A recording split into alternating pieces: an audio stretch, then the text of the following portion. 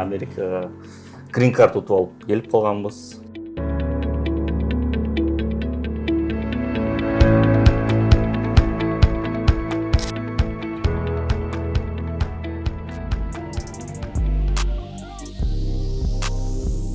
Карабайсызбы, момундай счет берип атпай.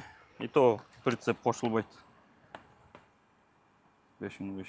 5523 айынабы? Жок, годовой экен. Годовой? Commercial auto insurance. Еще бияка деген трейлердики кошулат экен, где-то $6000 болот дейт жылыначы. Кстати, мен көрүүчүлөргө эң чоң совет айтат элем да. Страховкадан акча аябаш керек. Мен $6000 экен бир жылына. Ушуга деле баягы кымбат деп эсептейм, бирок эми Кудай буйрса азыр акча чогултуп алып кылайын деп атам. Бул жерде сиз экөөбүз сүйлөшкөндө үй бүлөбүздөн башка эч ким жок. Бир тууганыбыз жок. Достор бар, бирок алардын өзүнүн жашоосу өзүндө. Бул жерде жалгыз бир тууганыңар страховой случай наступка жеткенде страховка болуп турат да. Силер жалгыз силерге колдоо көрсөтүп, акчаңарды төлөп беребиз дегенчи. Ошон үчүн мен кыргыз мекендештердин баарына айтат элем, кезиккенин баарына айтам. Страховкадан акча аябагыла. Бул жерде мисалы такси доставкада жүргөндөр страховка албай машина айдап жүрүшөт да. Алыш керек. Эми көп укмуш кымбат дегенде $200 айыначы.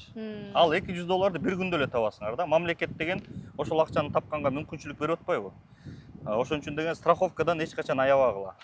Страховка албай коюп, жолдо аварияга чалдыккан жаш балдар, мына өткөндө мен конкретно бир мисал келтирдим жана адилетке. Бир бала страховкасы жок, аварияга түшүп калып, товинговый компания алып кетип калыптыр. Ошол страховка жок болгондо ГАИ деген арестке коюп коет экен. Милиция анан товинговый компания айтты, барып аресттен чыгарып кел деди. Полицияга барса страховка алып кел деди. Страховкага барса $2500 бир 20-й Prius'ка $1500 страховка. Страховкасы жок жүрүп турсуң, плюс авария кылып турсуң, сен страховкаң автоматически кымбаттайт деп $1500 дептир. $1500 төлөйт, страховкасын алат, полиция келип эмеден чыгарат, аресттен чыгарат, товинговый компания келсе, ал 5 күн жатып калыптыр да. $1000 аякка төлөдү. $2500 машинага страховкасы жок болгон үчүн $2500 берип, баягы машинаны сүзүлгөн бойдон чыгарды. Эми аны оңдош керек. Эми аны иши оңдогонуна дагы $2000 кетет да. Ошону көрүп алып аябай жүрөгүм ооруп, аябай боорум ооруганда. Ошон үчүн страховкадан аябагыла достор, таптакыр аябагыла.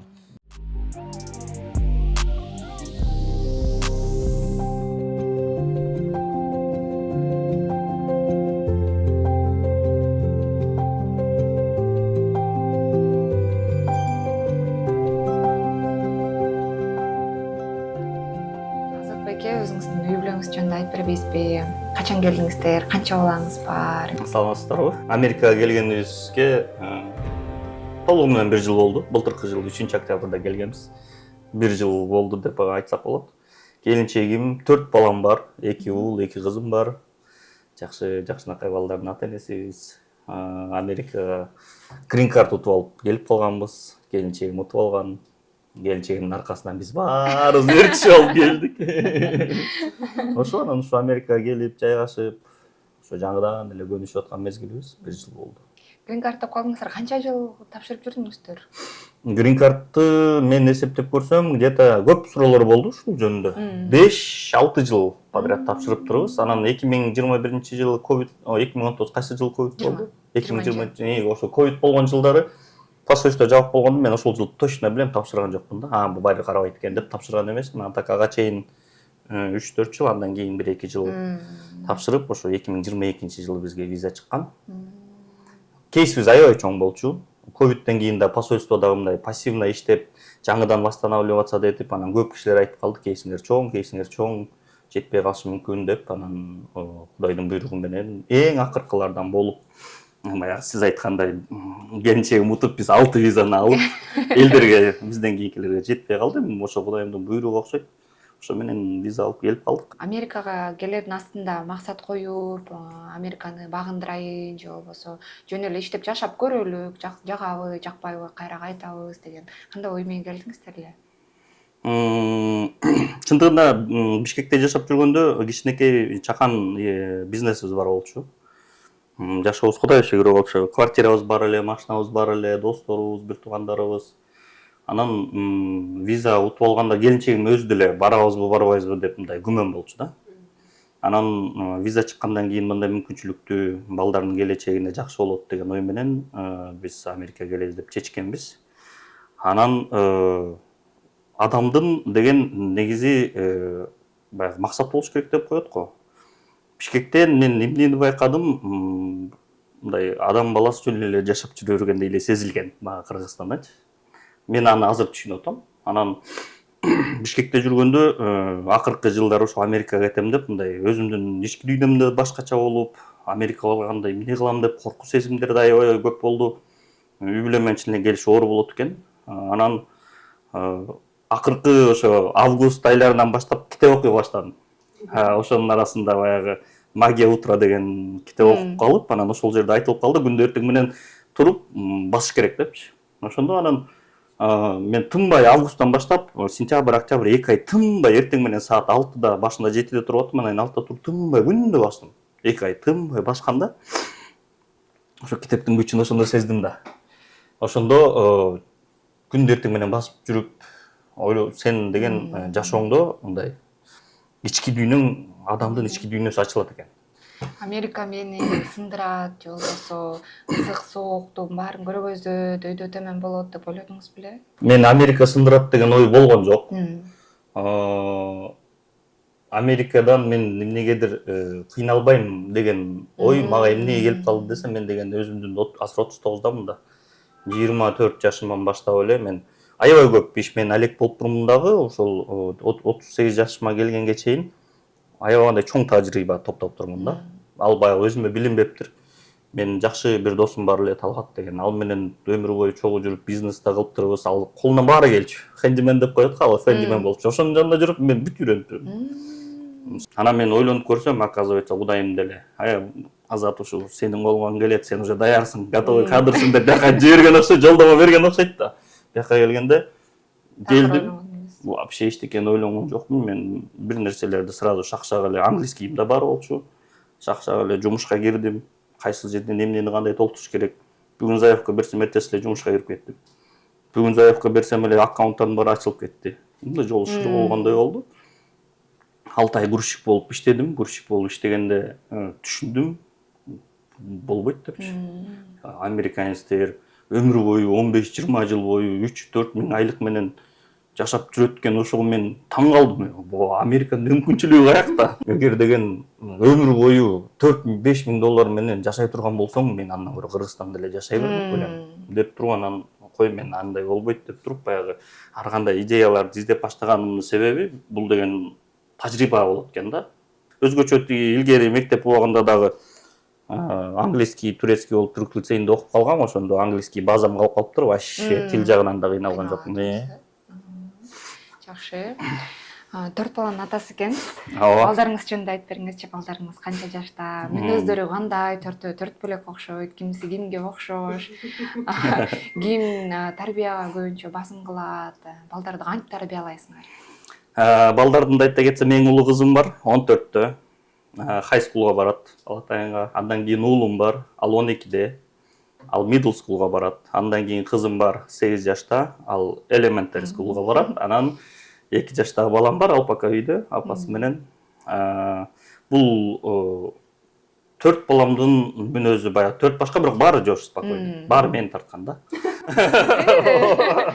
Сиз жош деле эмес окшойсуз. Аябай спокойно бала болчумун. Шуктуу мырза экенсиз. Кичинеге кезде мен аябай спокойно бала болчумун. Тып-тыныч, вообще сүйлөгөн, мындай жош, такыр, неконфликтный, аябай жош бала болчумун. Анан деген менин потенциалымды мен ойлойм, жалгыз гана мен мамам ачты депчи. Мамама да салам айтып кетейин. Мамам калды. Анан ошол жашоонун тепкичтери менен мен түшүндүм, ата эненин балага болгон тарбиясында эненин ролу абдан чоң болот экен да. Эненин ролу эмнеге дейин десең, эне деген баягы круглосуточно деп коелучу. Күнү түнү баланын жанында да. Эркек адам көчөдө достору менен оюн күлкү, шаш өкөт, кеч келет, эрте кетет болуп, баягы балага деле көңүл бурбайт экен, көңүл бурбаганга мүмкүнчүлүгү болбойт экен, дос деп баягы Кыргызстанда жашап жүрүп мен деле балдарыма көңүл бурчу эмес экенмин. Ушул жерге келип түшүндүм. Мен оказывается балдарым менен убакыт өткөрчү эмес экенмин. Мен балдарыма мындай көңүл деле бурчу эмес экенмин. Ушу досум менен барып бильярд ойнойм, досум менен барып футбол ойнойм, ушу досум менен кезигем деп эле ушинтип эле талаалап эле жүрчү экенмин. Америкага келгенде ошону сездим. Мына үй бүлөң менен өзүм болуп, анан жана Family Day деген бир жумада бир чыгып турганда Кыргызстанда муну кылчу эмес эле көрсөтүп кылыш керек турбайбы деп ушул жерден түшүнө баштадым да. Эң негизги балдарга влиянияны эне берет деп ишенем. Мен көз карашым ошондой. Балдарды мен таптакыр урушпайм. Мамасы урушса болушпайм. Толугу менен тарбияны мамасына өткөрүп бергем. Анан еврейлерде жанагы айтып коет го, по материнской линии, ошонун баары бекеринен эмес окшойт деп деле калам. Ошо мамасы негизи мен ойлойм таасир этет. Аябай кандай таасир этет. Балдарыңыздар жалгыз мектепке эле барабы? Спорт оюндарына да катышабы же азыр убактыңар жетпей атабы? Негизи бул жерде мындай болуп атат.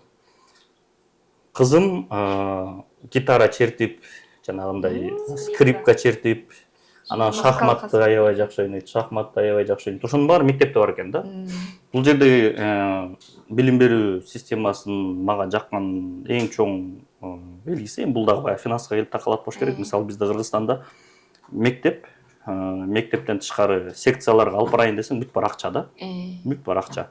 Алып барышың керек, келишиң керек. А бул жерде хайскулда бассейни да ошол жерде, спорт залы, любой түрү бар. Спорт бизде мисалы Кыргызстанда футбол эле го. Бул жерде баскетбол, волейбол, бадминтон аябай көп түрчү. Анан өзлөрүнүн графиктери бар, ошол графикке жараша өзлөрү тандап алат экен дагы. Хайскулда ушундай экен да, хайскулда ушундай экен да. Анан бардык тараптан мүмкүнчүлүк ачып берет экен балдарга. Middle school'да андай жок. Балам негизи каратеге кызыгып жүрөт, бирок эми жанагы легкий атлетикага барып атты өзүнүн мектебине. Каратеге кызыгып жүрөт. Берейин дейм, пока финанска келип такалып калып атат. А так буюрса келечекте ой бар. Сиздер жаңы келдиңиздер, мүмкүн шашпай кичине бир аз убакыттан кийин балдар өздөрү табып, ата апа мен ушуга ташыгылачы деп калар, ага чейин. Бирок чындыгында ошо жаңы эле келдиңер, бат эле көнүшүп кеттиңер деп тааныш дос балдардын баары аябай көз тийбесин деп коюшат. Мен эми билбейм кимдер кандай көнүшкөн. Америкага келдиңиз, биринчи күндөн баштап эмне жумуштан баштадыңыз? Биринчи күндөн баштап эң биринчи права алгандан кийин эле машина алып туруп эле доставка кылып көрдүм.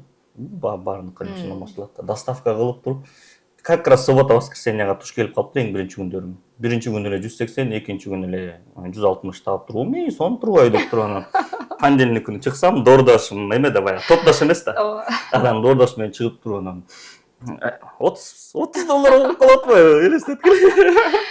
$30 таптым, эмне болуп кетти деп мен таң калып, шок болуп, мен мынтип үй бүлөмдү тарта албайм деп туруп анан сайттарга кирип эле подряд эле жумуш, Америкадагы жумуш, работа, work деп эле жазып эле бүт анкеталардын баарын эле толтура баштадым да.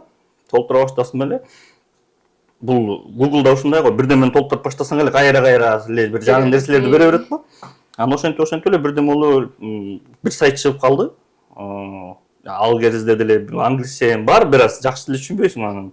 Loader деп чыгып калды. Loader эмне болду экен деп туруп толтуруп койдум. Фамилия, атын, адресин жазып койдум. Жазып койсом эле анан Amazonго бир заявка бердим. Анан ошол Panera Bread деген компанияга берип калдым. Эртеси Amazonго саат 1-ге кел деди. Барсам албай койду. Эми интервью өттү, хорошо чалабыз деди. Айгактан чыгар менен эле телефон звонок келип калды. Алсам, сен ушун заявка кылган турбайсыңбы? Ооба, кылгам десем. Келип жумушту көрбөйсүңбү деди. Хорошо, барайын, каяка барайын десем адрести берди. 3 сааттан кийин бардым, барсам склад. Аябай чоң склад, Panera Bread'тин, ошо Чикагодагы эң центральный склад экен. Ошол жерге киресиң деп экскурсия кылды. Бул жерге киресиң, муну кыласың. Мен должность эмне десем, loader деди. Loader'ды load грузит го анан. Киришкем деди. Уялган жоксуз жумуштан. Эмнесинен уяласың? Буякта 4 балам карап отурса, кайда уят? Наоборот, азыр деген сүйүнөм мен ошол жумушка. Ошо жумушка барганымда, анткени деген сразу эле давай десем бул жерде жөн эле бүтөт экен. Договор керек десем жок, керек жок, кол алыштык, болду, эртең саат 2-де кел деди. Эртеси келе эле жумушка чыгып кеттим. Ооба, кол алыштык, анан эртең саат 2-ге кел, жумушка чыга бер деди. Акчасы канча болот десем, саатына $20 деди. Саатына $20. Айтам, жакшы төлөптүр. $20 десем, $20 деди. Анан сразу Флоридада тааныш бир туугандар бар. Чалсак, аякта саатына 13 деди. Аяк 13 экен да. Анан $20 жакшы экен деп алар сразу айтышты. Мен хорошо иштекесине карай, $20 хорошо, макул деп туруп эртеси эле жумушка чыгып кеттим. Анан баягы биз жумушка келгенде күндүк расходторду эсептеп анан $20 көп айтасың да. Күндө отуруп алып канча саат иштейм? 8 саат иштейм, 8 саат. Эмне $160 экен. Доставкадан эмне? Выходной күнү ладно, 160 таптым, бирок биринчи күндөрү 30-60 ушундай эле болуп калды, чын элечи. Анан $20 8 саатка көбөйтүп туруп анан $160 алып туруп 30га көбөйттүм. Күнгө көбөйтөм, 30 күнгө айгачы көбөйтсөм 4800 чыкты. Вау дедиңиз. 4800 Кудай буйрса семьямды жөн эле кармып кетет экем, жөн эле тартат экем, кыйналбайт экем деп туруп анан 2 жумада бир берет чектичи. Анан 2 жума өткөндөн кийин анан $1200 счет жоготпайбы. Анан $1200 барып, блин, что-то азыраак болуп калды. Что-то азыраак болуп калды. Мен десем башкача болду эле десе, тигилер мынтип түшүндүрүп берди. Мына сен деген жумасына 5 эле күн иштейсиң. 5 күндүн 8 сааттан 40 саат иштейсиң. Анан 40 саатты 20га көбөйткөндө мынча чыгат. Анан 1600 чыгып атпайбы? Анан сен деген налогторду кармалат. W2 да. W2 да. Налогтор кармалат, страховкалар кармалат. Анан таза ушу 1200 аласың. Деп анан мен баягы нааразы болуп баштадым. 1200 2 жума, 4 жумага көбөйтсөм 2400 чыкты да. 2400 мен квартплатам 2400. Анан аны 2400 деген квартплата берип койсом калган эмне каласы? Ооба. Деп анан баягы эле доставкада. Жумуш эме болчу. Саат 2ден түнкү саат 10га чейин болчу. Анан 10да жумуштан чыгам, 1лерге чейин доставка кылам. Эртең менен келем, саат 8де турам, 8ден 12ге чейин доставка кылам. Анан үйгө келип обед кылып алып, анан жумушка кетем.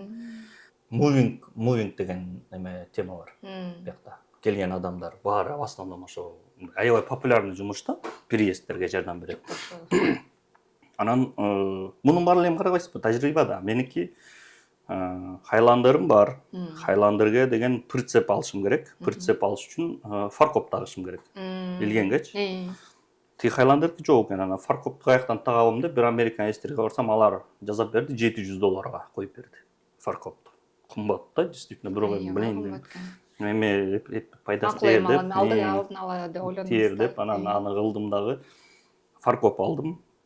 Анан биякта Юхал деген жана компания бар. Юхалга барып, анан прицептерин сүйлөшсөм, арзан экен. Эми $70 тегерегинде. Анан реклама бере баштадым. Moving. Кыргыздардын арасында. Эми менин оюмда кандай болот атат? Мен мисалы бизнеске келгенде тажрыйбам ушунчалык жыйналыптыр. Мен ойлоп атам, клиентке кандай тараптан жакшы болуш керек. Мисалы Америкага келген адамдар көп. Биз семьябыз. Мисалы менде диван жок, стол жок. Мен диван алсам, аны алып келиш керек. Аны алып келгенге машина керек. Чоң машина керек. Чоң машинаның баары кымбат, американецтердин баары кымбат. Чоң машина арендага алсаң баары эле кымбат. Аны жүктөш керек да. Мисалы мен жалгызмын, аялым мага жүктөшмөк беле. Мен мага бир дос балам чакырсам, ал дос балам бош эмес. Тиге чалсам бош эмес. Анан сразу таптым. Мисалы деген, допустим, сиздин үй бүлөңүз бар, сизге көчүш керек. Күйөөңүз бар. Күйөөңүзгө жардамчы керек да. Мен ошондой услуга кылайын. Давайте, мен машинаңарды да берем, плюс мен силердин күйөөңөргө жардамдашам, ташышам, жеткизип берем, бүт комплекс услуг кылып берем деген мындай жакшы идея келди. Реклама бере баштадым. Кыргыздар чалат. Биздин бир диваныбыз бар, бир столубуз бар, бир 5-6 чемоданыбыз бар. Анан жеңил Toyota Prius'убуз бар. Менде деген грузовой машина бар. Арендага алабыз, аренданыкын төлөйсүң. Мен сага барып жардамдашам. Ташышам, түшүшөм, көтөрүшөм. Сен мага ошого, короче, прицеп баарын кошкондон кийин бир $150 бер. $150 бер. Мен бүт барын мен доставкамен салыштырып аттым да расценканычы. Допустим, мен доставкадан канча табам? 12 саат, 14 саат иштесем, Күнүгө 150 табам. иштеп. Күндө иштеп, ага мен Алачактан. барам, барып туруп 2 саат жүктөшүп койсом, 150 десем, жакшы болот экен. Убактым да аз кетет экен, ошондой эле акча табат экенмин. Берки клиентке да выгодный болот экен деп, анан ошентип 150 деп баштасам, баягы кыргыздарыбызды билесиз да, кымбат.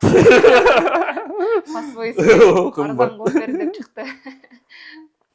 Хорошо, канча кылайын десең 100 дейт. Мен клиент жок да, хорошо, давай кылабыз. Барасың, трейлерди арендага аласың, $50 жүктөшөсүң, көтөрүшөсүң, анан үйгө келип туруп санасаң бензинден тышкары бир 50 сом доход бар да. Беле, болбойт экен. Кымбатыраак кылышың керек экен. Бирок жакшы акча алып келген жумуш. Бир дос балам айтып калды, ошо Towing деген да бар деп. Жанан Towing'ти YouTube'дан изучать этсем, машина керек экен, ошо тележка керек экен, анан заказ эле керек экен. Анан өзүңдүн бир способностьтарың керек экен деп туруп, анан Юхаулда трейлердин түрү түркүн да, любой трейлер. Анан машина ташыган ошол жана бир трейлерди арендага алайын деп калдым. Towing деген бул кандай кесипкен? Towing деген бул эми биздин сөз менен айтканда эвакуация да. Машинаң бузулуп калат, бир жерден СТОго же үйүңө жеткизип бересиң. Эвакуация Towing да. Ага негизи американецтер tow truck деп аябай профессиональный оборудованияларды колдонушат, аябай кымбат оборудованиялар. Анан биз эми ага чамабыз жетпейт да.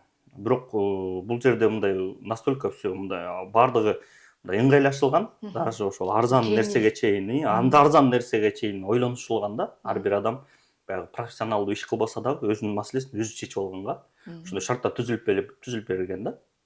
Анан мисалы бир кыргыз бала машина алып башка штаттан алып келип туруп сатам десе, ошол эле Юхаулга барат, машинасы да арендага бар, грузовой машинасы, эмеси, прицеби дагы арендага бар, ошону алып өзү эле барып айдап келип эле өзүнө жеткизип алат да. Ошондой мүмкүнчүлүк ачып берген да.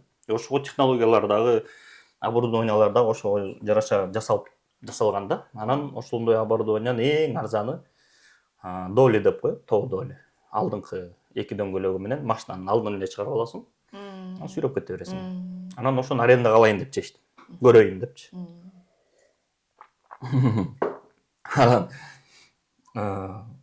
Эми мен 2ден 10го чейин иштейм. Анан кайсы убакта тиги эмени жеткизем? Эгер ошол маалга келип калса дедим. Анан мен мисалы, ладно, сиздин машинаңыз бузулбай эле койсун, бузулуп калды, сиз мага чалдыңыз. Анан машинамды жеткизишер керек. Эмне окуйм, мен азыр жумуштамын.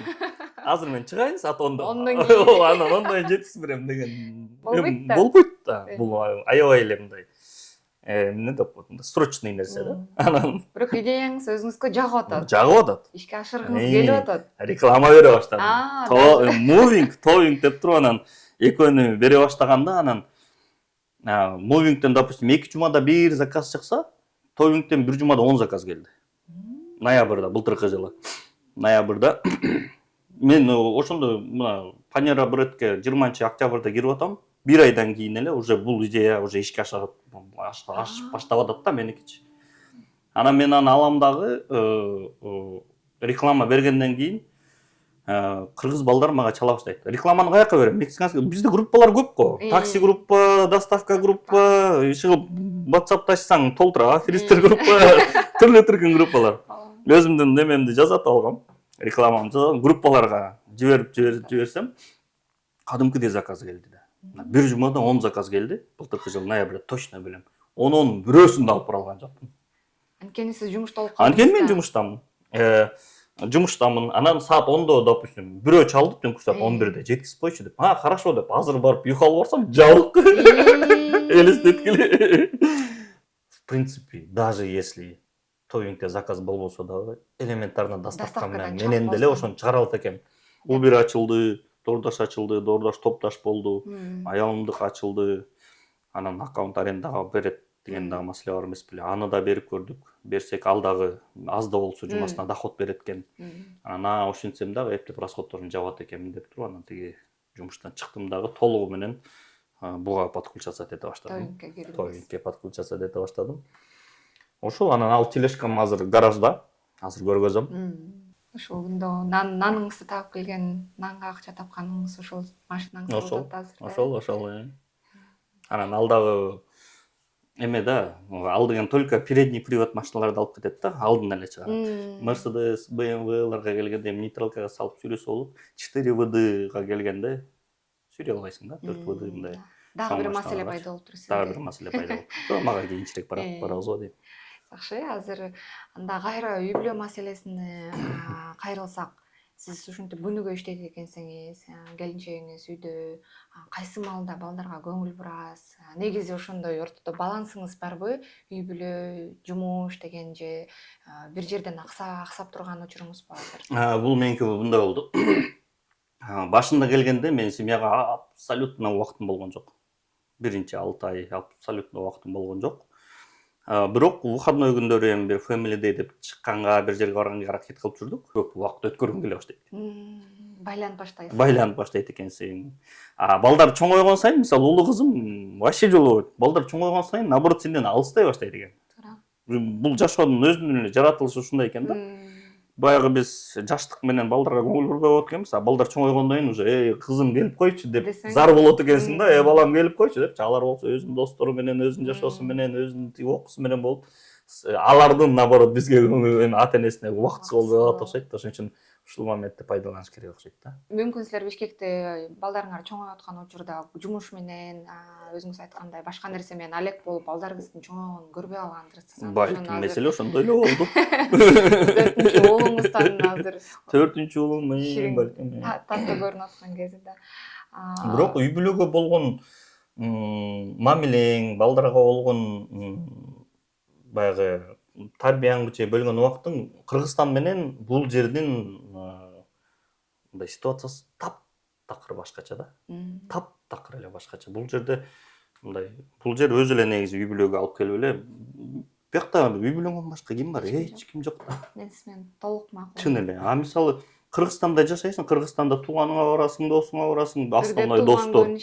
Балдарыңга каралбай калат. Тууган күн шерине той топур деп балдарың өзүң сулууланып эле, салон красотага барып эле, кийим алып эле, эптеп эле тойго барып эле, жыргап эле келиш керек, кечинде келип жатыш керек. Эртеси балдарың эмне болуп атат билбейсиң. Бияка келгенде бизде ошол мен көп ошо балдарга мен негизи көп балдар ташыйм да, баягы машиналар бузулуп калган айтам да. Колуңардан келсе үйлөнгүлө, убактыңарды жоготпогула. Силердин баягы психологически өзүңөргө оор болот.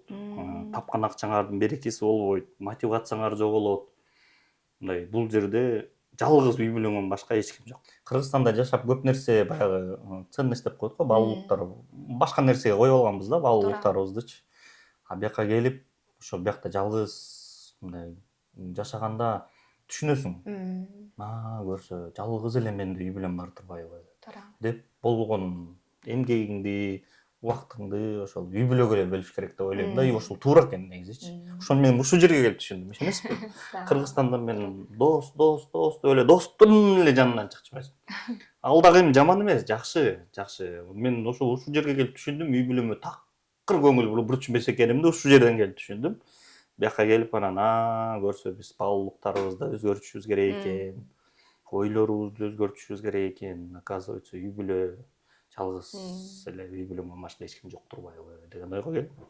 Улуу кызыңыз 14 дедиңиз го. Азыр ушундай учурда подростковый период деп коет го, ошондой учурга туш келдиби? Өзүнө өзү бекинип деп, өзүнүн оюн жеке айтып, жанакы өзүнүн чек арасы деп коет го, ошондой. Улуу кызым негизи эмнеси жакшы, аябай самооценкасы күчтүү. Мындай такыр тартынбайт, уялбайт. Өзүн дагы аябай жакшы окуйт.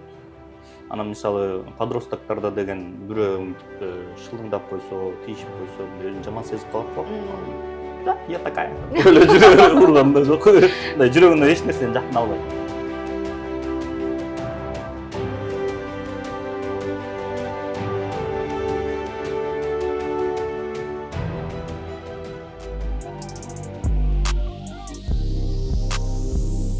Карабайсызбы, моундай счет берип атпай. И то прицеп кошулбайт.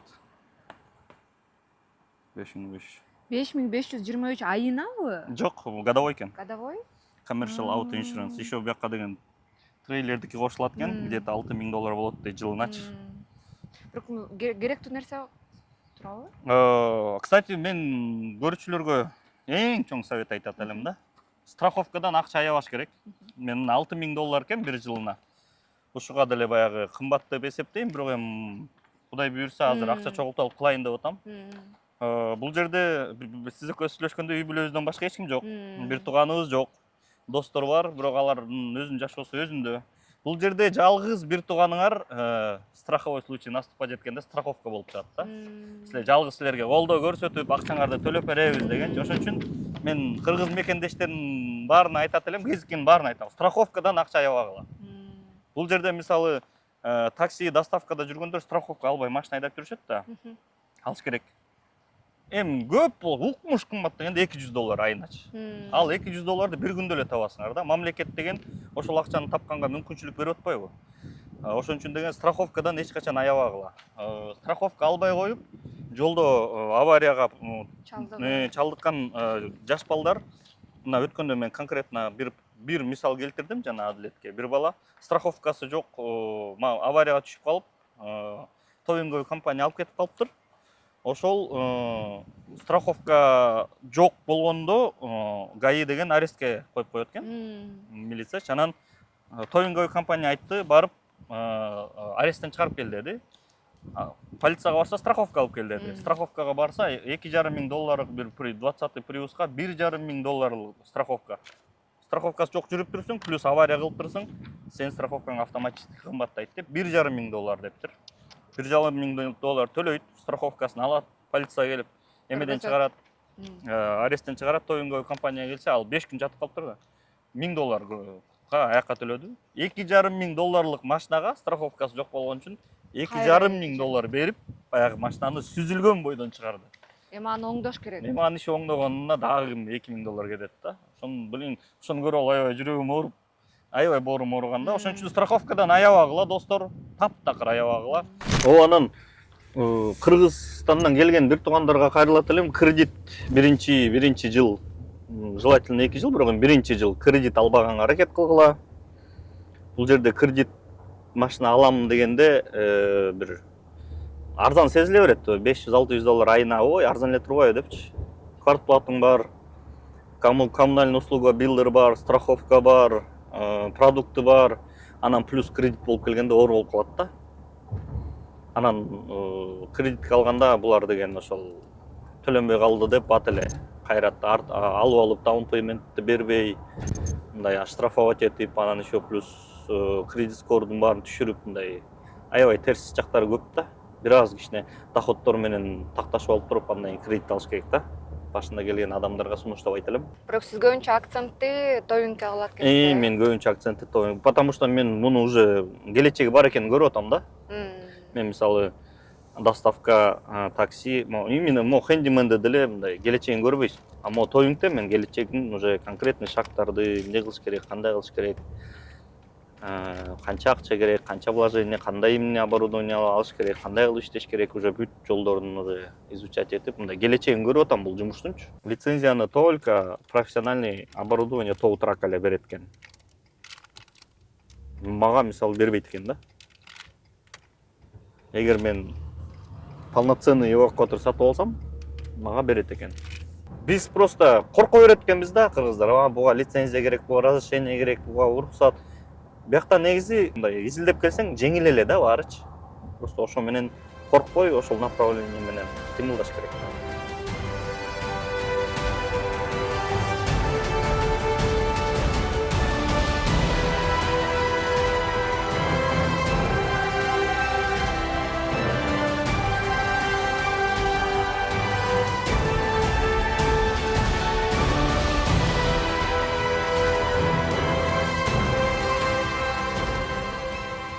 Кээ-бир машиналар бамперлери, подвескасы жапсыз болот да.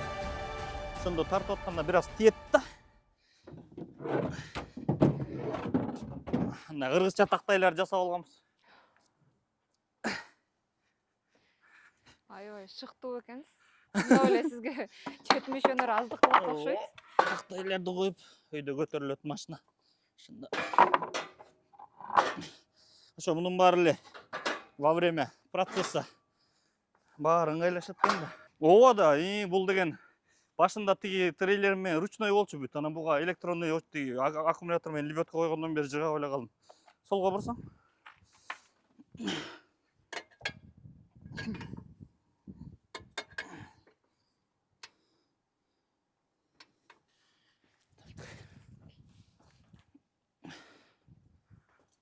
Приспособление кыргызчасы кандай анан? Приспособление.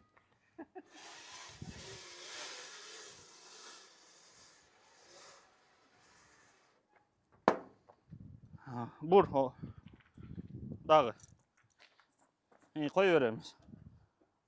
Оңго, солго бур, солго. Болду.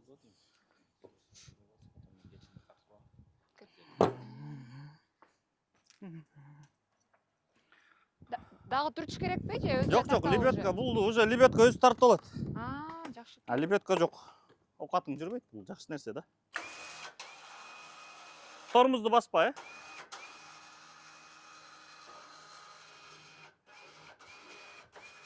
Сенде биринчи жыгачка чыгат. Анан өйдө көтөрүлөт.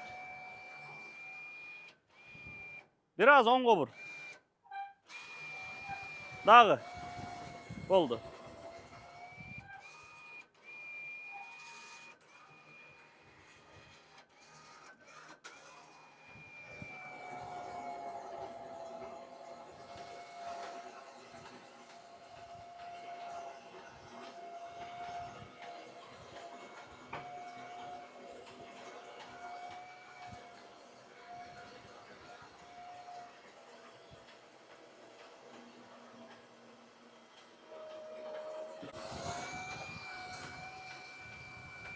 Тормоз басып турсаң.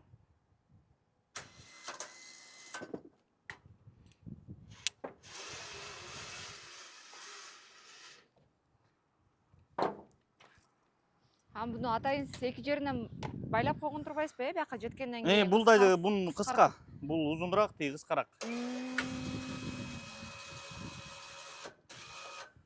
Болду, кой беребер, кой беребер.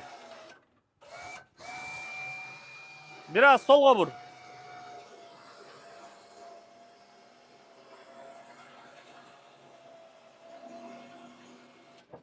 Кээде видеого моюнтуп тартып атканды түшүрүп койгом да күчтүү болчу.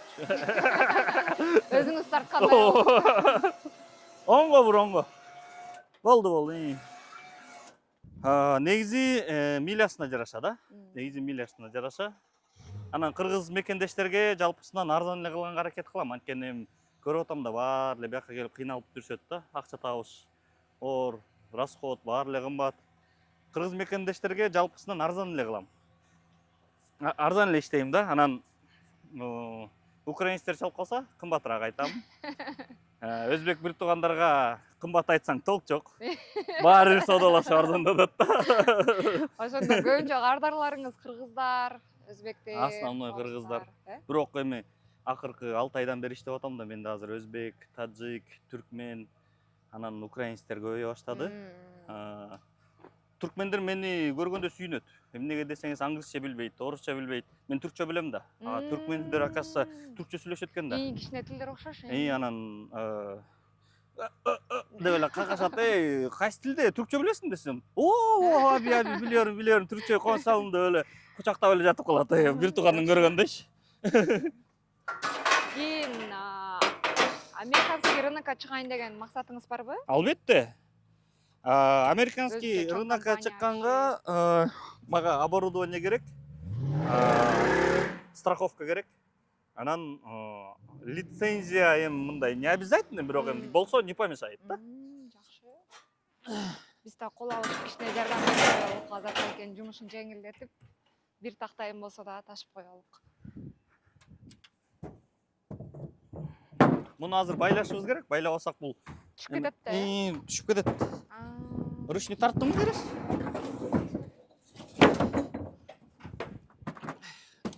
Ачкычы кайда? Жубайма, аябай ыраазы болом. Процентке отургузушуңуз керек болуп калыптыр. Жеке эле жумуштан эмес, үйдөн дагы аябай көп поддержка кылып, мен ага айткан идеялар эркек кишиге мактоо эле керек экен да. Аял кишиден мактап эле турса, Болду. биз жөн эле кудуңдап эле иштеп эле, тутунуп эле жатып калат экенбиз. А үйгө келгенде аял кишиге болгону внимание керек экен. Ошону унутпашыбыз керек экен, жигиттер.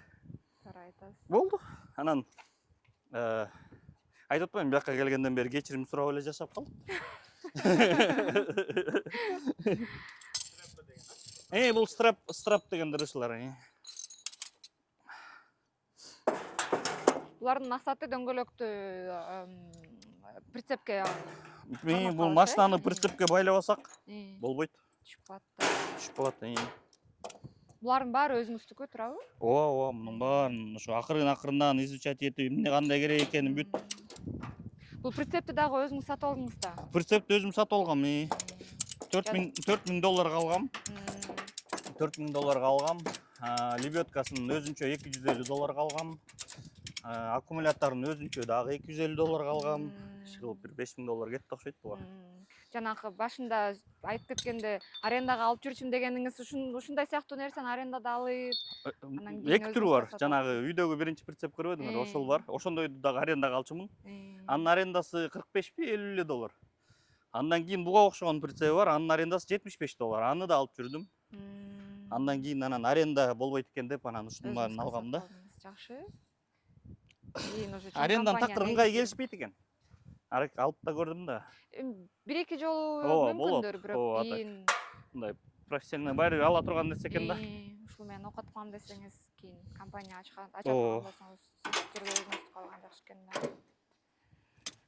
Анан сиздин инстаграмыңызды көрдүк. Аябай сонун кызыктуу видеолорду жүктөйт экенсиз. Жумушуңузду айтып берет экенсиз, үй бүлөңүз жөнүндө. Кайсы күнү кандай пайда болду ушул идеяңыз инстаграмдан алып барайын, видео тартайын деп? Чынын айтайынбы же по секрету айтайынбы? Жок, чынын айтыңыз. Камерага айтайынбы? Же мындай закрытый эмеде айтайынбы? Айтыңыз. Бул блогерский эмне болуп келип калды идея? Бул баягы мен абдан кызыктуу иштерди кылат экенмин. Жакыныраак биякта микрофон. Азатбек монтип алыңыз. Америкага келгени ошо абдан мындай салыштырмалуу абдан кызыктуу иштерди кылат экенмин. Доставкада кылдым, такси, Панерада иштедим, товинг, мувинг, анан хендимен, ортодон тамадага да заказдар чыгып жүрдү баса. Анан баягы жашообуз кызыктуу экен, ошону элге көрсөтөлү, баягы келгендеги жаңы келген кыргыздарга пайдасы тийип калат деген учурда анан өзү да ошондойду жакшы көрөт да, элдин алдында сүйлөп, ырдап, неметкендичи. Анан ошон үчүн ошол идея келип, тарталы чогуу деп анан. Бирок чындыгында Америкадагы жашоо Кыргызстандагы жашаган адамдарга аябай кызыктуу экен. Чындыгында кызыктуу экен да. Анан мен деген башында инстаграмды ачканда жалаң эле машинанын сүрөттөрүн жүктөй берчүмүн. Анан меники бир 200-300 подписчигим бар болчу. Бирөө да кошулган жок. Ошо бир ай, 2 айдын ичинде бир дагы мындай подписчик болгон жок. Андан көрсө бул нерсе кызыгы жок экен адамгачы. Анан кандай кылсак деп анан жумуш мындай күндө жаңы нерсе киргизиш керек экен деп анан ошо ишимди байкасам, мен действительно күндө ар кандай жумуш кылат экенмин да. Хендименде дагы толгон түрү бар. Товингде ар кайсы машинаны ар кайсы жагынан алып кетесиң. Мувинг иши кылып, ошонун баары кызыктуу болгондо анан ошону чагылдырып баштайын деп. Элге маалымат бериш керек экен деген мааниде эле менин подписчиктерим деле көп эмес, просто биз көргөн адамдар баягы биз момундай окат кылабыз, момча табабыз, момча тапса болот экен, жашоо мындай экен деп бир маалымат, кыска болсо да бир маалымат берели деген ой менен жаралып калды окшойт ал идеячы. Анан үстүнө өзүм да тамада болуп иштеп камеранын алдында сүйлөгөнгө такыр мындай уялчу эмесмин да. Ошон үчүн мындай жеңил болду да. Өтө деле кыйналган жокмун. Азыркы күнгө хобби деп деле айтып кетсек болот окшойт. Бирок ошол инстаграм аркылуу сизди тааныган кишилер бар. Тааныган үчүн сизде жумушуңуз көп, туурабы? Бул инстаграм, бул медиа деген бул келечеги аябай чоң турбайбы? Бул деген аябай чоң инструмент болот экен да. Анан бул нерсе керек экен. Бул нерсе керек экен. Сиз да аябай күчтүү блогерсиз да. Бул аябай андай жакшы нерсе экен. Кызым ошол кызыктуу нерсени айтып берсеңиз. Кызым видеону монтировать этет деп. Бул мындай экен. Блогерский ишке келгенде бул баягы кайым Инстаграмды телефондон көргөндө бул жеңил сезилет экен да. Анан тарта келгенде өзүндө аябай көп жумуш бар экен. Биринчиден идея керек экен, экинчиден аны тартыш керек экен, аны монтаждаш керек экен. Мен анын баарын билбейт экенмин. Мен болгону эле экранда эле сүйлөп бергеним эле болбосо, идеяны анча-манча таап бергеним болбосо, калган жумуштун баары команда керек экен да. Эми команда баягы профессиональный блогерлерде төлөнүп, баягы акы төлөнүп, аябай жакшы кылышса керек. Мен де видеого тарткан адамым келинчегим, постоянно жакшы тартат да өзүчү. Мобилограф деп коет, видеонун баарын монтаждаган кызым. Улуу кызым да аябай жакшы билип алыптыр. Анча-мынча. Эми мен пока профессиональный мобилограф көрө элекмин, бирок кызымды айтат элем, аябай жакшы кылат да. Анан кызым да жөн жүрбөйт да. Анан ушундай кызым ушунун баарын кылып бер десем, бир видеого $2 иштеп, мен да акча табайын деди. Анан бир четинен эми мобилограф СММчиктерге деле акча төлөнүп атпайбы? Убакыт коротот. Анан хорошо, $2 төлөп берели деп чечтик. Бир жума тынбай, 10 күн тынбай $2 иштеп, күндө 10 күндө $20 таап алып, мен $20 таптым деп укмуш бактылуу баягы. Шыктуулуктан дагы аябай шайыр байке экен. 2-3 сааттан бери чогуу жүрөбүз, аябай бизди күлдүрүп, кубандырып, ар кандай жумушунда болгон учурларын айтып, ошон үчүн достор, силер дагы Азат байкенин инстаграмына катталыңыздар, US Life деген аккаунтка. US Life KG туугандар, достор. Квартплат жана ком услуга, бил, страховканын баары. Ошондо эгер 3 ай сенде заказ болбосо, 3 айда сен өзүңөн өзүң эле $15,000 артка кетесиң да. И поэтому не успеваешь это все расходы покрывать, и приходится обратно кайра эле кылган жумушуңа бурулуп эле, барып эле кайра эле тракка тынч эле кыла бергиң келип калат да. Эмне кылам, башым ооруп, 3 айда спокойно 30 000 тапмакмын. Анын азыр 15 000 карызмын, 30 000 тапкан жокмун. Эми карыздан кутулуш керек деп, это очень тяжело дается.